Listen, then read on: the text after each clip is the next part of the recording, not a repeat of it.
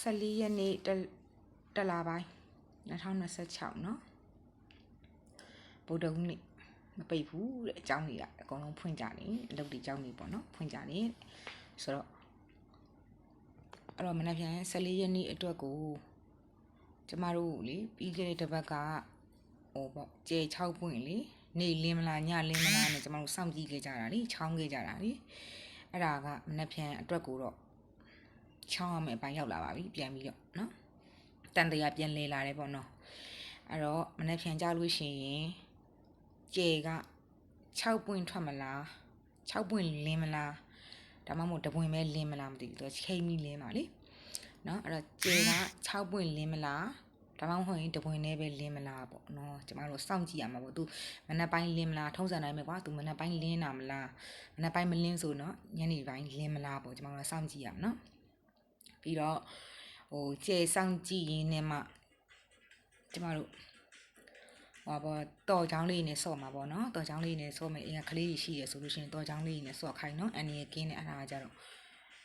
တော်ချောင်းလေးတွေကမနှက်ဖြန်ကြလို့ရှိရင်သူက၄ချောင်းတွေနော်၉ချောင်းတွေ2ချောင်းတွေရှိတယ်အဲ့တော့တော်က၄ချောင်းတွေ9ချောင်းတွေ2ချောင်းတွေရှိတယ်အဲ့ဒါလေးတွေနဲ့ဆော့ရင်းနဲ့ကျမတို့ကျဲ6ပွင့်ထွက်မလားတပွင့်ထွက်မလားဆိုတော့ကျမတို့စောင့်ကြည့်ရမှာပေါ့နော်စောင့်ဖမ်းရမှာပေါ့လေစောင့်ဖမ်းမယ်အပိုင်းတွေဖြစ်သွားပြီပေါ့နော်ဒီညနေရဲ့ခံစားချက်ကတော့ဘယ်လိုပြောရမလဲဆိုလို့ရှိရင်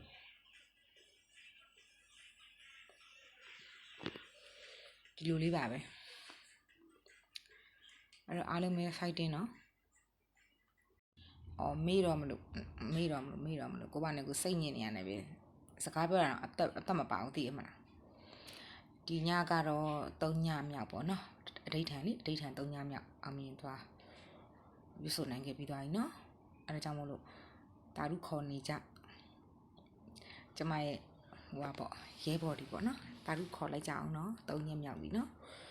တခြားသူတွေလည်းခေါ်ချင်တယ်ဆိုလို့ရှိရင်ခေါ်လိုက်ကြထပ်ထပ်ရအောင်လို့နော်ဘာဖြစ်လို့ဆိုတော့ကျမ9သားသမီးကြီးတွဲလို့ရည်ရွယ်ပြီးတော့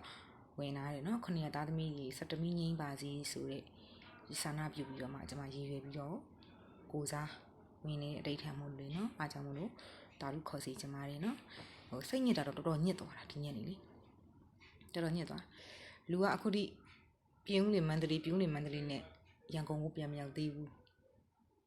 ဒါပေမဲ့ဘယ်လိုပြောမလဲအလုတ်ပင်မနာမဟုတ်ဘူးစိတ်ပင်မနာဒီညနေလုတ်ကွက်ကြီး